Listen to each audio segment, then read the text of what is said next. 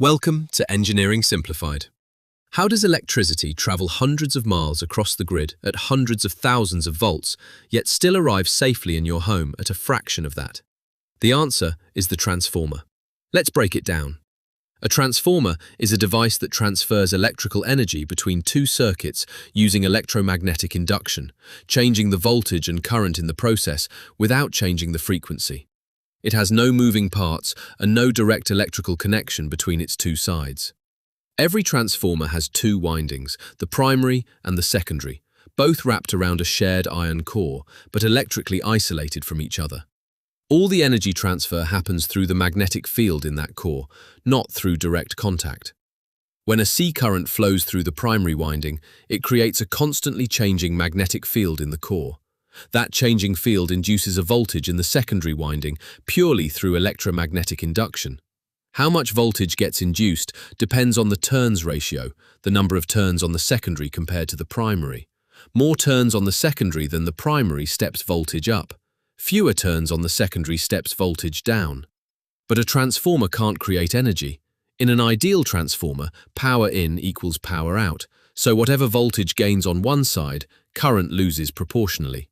Step up the voltage tenfold, and the current on that side drops to a tenth. If you're enjoying this, like, comment and subscribe, and check out the other Engineering Simplified playlists. That's exactly why transformers matter for the power grid. Power stations step voltage up to hundreds of thousands of volts for transmission, because higher voltage means lower current for the same power, and lower current means far less energy wasted heating up the transmission cables.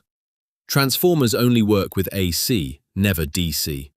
Electromagnetic induction needs a constantly changing magnetic field, and a steady DC current only produces one brief pulse of field change the moment it's switched on or off, not the continuous induction a transformer relies on. Real transformers still lose some energy, mostly as heat. Resistance in the copper windings causes I²R losses, while the core itself loses energy through hysteresis, as it's repeatedly magnetized and demagnetized, and through eddy currents induced directly in the core material. That's why transformer cores are built from thin, laminated sheets of silicon steel rather than one solid block. Each lamination is coated with a thin insulating layer, which breaks up the paths eddy currents would otherwise flow through and keeps those losses low.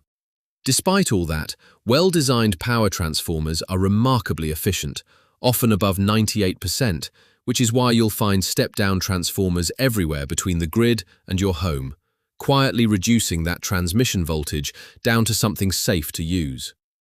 The common mistake is assuming more secondary turns means a transformer is somehow generating extra power. It isn't.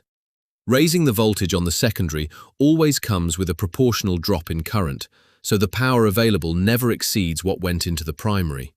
Get that wrong when specifying equipment, and you'll undersize a transformer for the current it actually needs to deliver, leading to overheating, insulation breakdown, and premature failure, even though the voltage rating looked perfectly correct on paper. So remember, a transformer moves energy between two isolated windings through a shared magnetic core. Its turns ratio sets whether voltage steps up or down, and current always moves the opposite way to keep power roughly balanced. That relationship between voltage, current, and the turns ratio is exactly what makes it possible to transmit power efficiently across an entire grid and still deliver it safely to every home and building at the end of the line. Drop a like, comment the topic you'd like to see explained next, and subscribe. It genuinely helps this channel grow. See you in the next Engineering Simplified video.